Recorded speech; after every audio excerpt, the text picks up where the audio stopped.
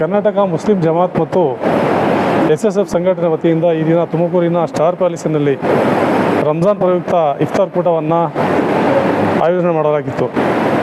ಈ ರಾಜ್ಯದ ವಕ್ಫ್ ಬೋರ್ಡ್ನ ಮಾಜಿ ಅಧ್ಯಕ್ಷರು, ವಕ್ಫ್ ಕೌನ್ಸಿಲ್ನ ಉಪಾಧ್ಯಕ್ಷರಾದ ಮೌಲಾನಾ ಶಾಫಿ ಸಾದಿಯವರವರ ಅಧ್ಯಕ್ಷತೆಯಲ್ಲಿ ಮೌಲಾನಾ ಆರಿಫ್ ಅಜಾರ್ ಅವರ ನೇತೃತ್ವದಲ್ಲಿ ಈ ಕಾರ್ಯಕ್ರಮ ನಡೆದಿದೆ. ಈ ಕಾರ್ಯಕ್ರಮದಲ್ಲಿ ಈ ನಗರಕ್ಕೆ ಸಂಬಂಧಪಟ್ಟ ಅನೇಕ ಮುಖಂಡರುಗಳು ಭಾಗವಹಿಸಿ ಶಿಕ್ಷಣದ ಬಗ್ಗೆ, ಸಮಾಜ ಸುಧಾರಣೆ ಬಗ್ಗೆ ಮತ್ತು ವಿವಿಧ ಧರ್ಮಗಳ ಬಗ್ಗೆ ಮತ್ತು ಧರ್ಮಾಚರಣೆಗಳ ಬಗ್ಗೆ ಅನೇಕ ವಿಚಾರಗಳನ್ನು ಜನಗಳಿಗೆ ತಿಳಿಸಲಾಯಿತು. ಈ ರೀತಿಯ ಕಾರ್ಯಕ್ರಮ ಇದು 4ನೇ ವರ್ಷದ ಇಫ್ತಾರ್ ಕೂಟವಾಗಿದೆ.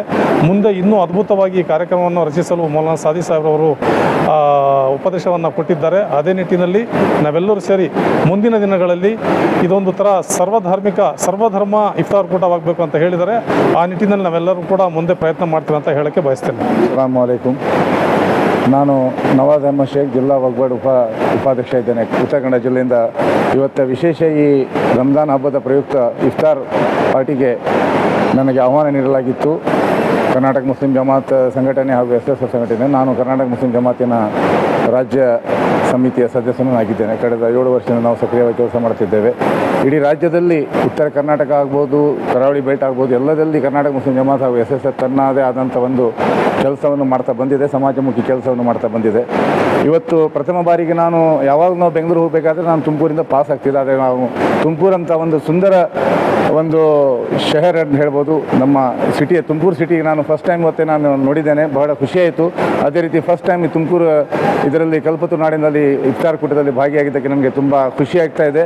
ಅದೇ ರೀತಿ ಇವತ್ತೇ ಇಫ್ತಾರ್ ಕೂಟ ಆಯೋಜಿಸಿದ ನಮ್ಮ ಆರಿಫ್ ರಜಾ ಆ್ಯಂಡ್ ಟೀಮ್ ಹಾಗೂ ಅವರಿಗೆ ಸಪೋರ್ಟ್ ಮಾಡಿದಂಥ ಎಲ್ಲ ನಮ್ಮ ಸಮಾಜ ಬಾಂಧವರಿಗೆ ನಾನು ಈ ಒಂದು ಇಫ್ತಾರ್ ಕೂಟ ಯಶಸ್ವಿಗೆ ಶುಭವನ್ನು ಹಾರೈಸ್ತೇನೆ. ಅದೇ ರೀತಿ ಇಫ್ತಾರ್ ಕೂಟ ಕೇವಲ ಒಂದು ವೇದಿಕೆ ಅಲ್ಲ, ಇದು ಒಂದು ಸಾಮರಸ್ಯವನ್ನು ಬೆಸೆಯುವ ಕೂಟ. ಇಡೀ ರಾಜ್ಯದಲ್ಲಿ ಆಗಲಿ, ಇಡೀ ದೇಶದಲ್ಲಿ ರಾಜಕೀಯ ಮುಖಂಡರು ಆಗಲಿ, ಬಿಸ್ನೆಸ್ಮನ್ಗಳಾಗಲಿ ಇಫ್ತಾರ್ ಕೂಟ ಆಯೋಜಿಸ್ತಾರೆ.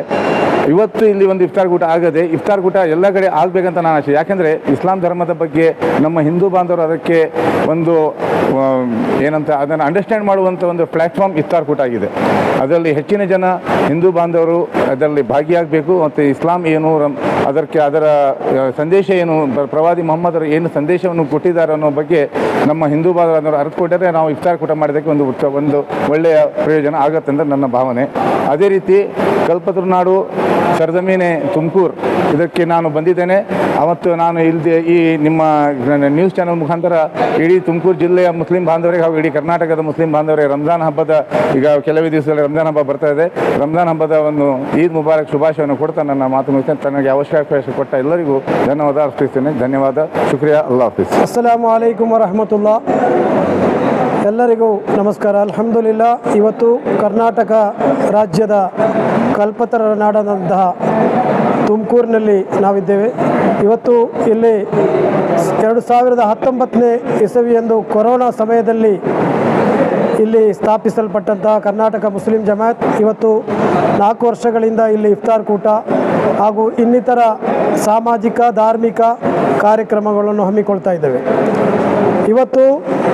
ಇವತ್ತು ಗ್ರ್ಯಾಂಡ್ ಪ್ಯಾಲೇಸಿನಲ್ಲಿ ಇವತ್ತು ನಮ್ಮ ಸುಂದರವಾದಂಥ ಈ ಒಂದು ಕಾರ್ಯಕ್ರಮಕ್ಕೆ ನಮ್ಮ ಇಲ್ಲಿಯ ರಾಜಕೀಯ, ಸಾಮಾಜಿಕ, ಧಾರ್ಮಿಕ ಹಾಗೂ ನಮ್ಮ ಕರ್ನಾಟಕ ರಾಜ್ಯದ ವಕ್ಫ್ ಪರಿಷತ್ ಉಪಾಧ್ಯಕ್ಷರಾದ ಶಾಫಿ ಸಾದಿಯವರು, ಬಹುಶಃ ಅವರು ಇವತ್ತು ನಮಗೆ ಇಲ್ಲಿ ಹುಟ್ಟು ಹಾಕಿದಂಥ ಸಂಸ್ಥೆ ಇವತ್ತು ನನ್ನನ್ನು ಇಲ್ಲಿ ಉಸ್ತುವಾರಿಯಾಗಿ ಹಾಕಿ ಅಲ್ಹಮ್ದುಲಿಲ್ಲಾಹ್ ಈ ನಾಡಿನ ಜನತೆಯ ಎಲ್ಲರ ಸಹಕಾರದಿಂದ ಇವತ್ತು ಒಳ್ಳೆಯ ಒಂದು ಕಾರ್ಯಕ್ರಮ ಇಲ್ಲಿ ಇಫ್ತಾರ್ ಮಾಡಲಾಗಿದೆ.